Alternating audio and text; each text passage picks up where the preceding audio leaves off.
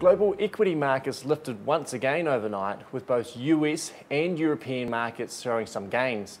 The S&P 500 is up once again, up to 2.5-year highs, and it does seem like they are making gains every week now. The other big news came for New Zealand markets, where we saw a shot across the bow from ratings agency Moody's. They have given a warning sign to some of Australia and New Zealand's banks. This did see the Kiwi dollar drop in early trading on Thursday, but since that time we've made a gain of around 1 cent against the US, and on Friday morning are trading over 76 cents once again. There was a bit of trading activity for the New Zealand markets on Thursday as well, with several announcements made. The first one came from Michael Hill jeweller, who some of you will be familiar with. Michael Hill made a first half profit that exceeded last year's levels, and they've seen good sales activity out of Australia and New Zealand. The other big announcement came from New Zealand Farming Systems Uruguay, who made a first half loss.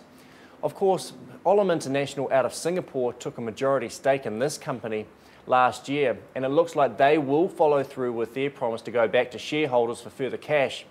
At this point in time, it looks like it could be up to 145 million New Zealand dollars, which will be used to repay a shareholder loan as well as invest further in their farms.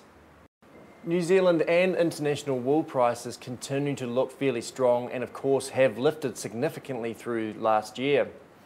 The key underlying fundamentals for the wool market at the moment are very low stocks held by buyers on the international market. Supplies and production are also down this year, given that wool hasn't been a priority for farmers here in New Zealand, as well as the fact that the sheep flock in Australia has also decreased significantly over the last few years. This should be a key underlying fundamental for prices over the next few months. We were slightly more cautious about the outlook for wool towards the end of 2010, not prepared to expect too much out of the market just yet. However, recent stability does give us more confidence that prices should hold right through this year.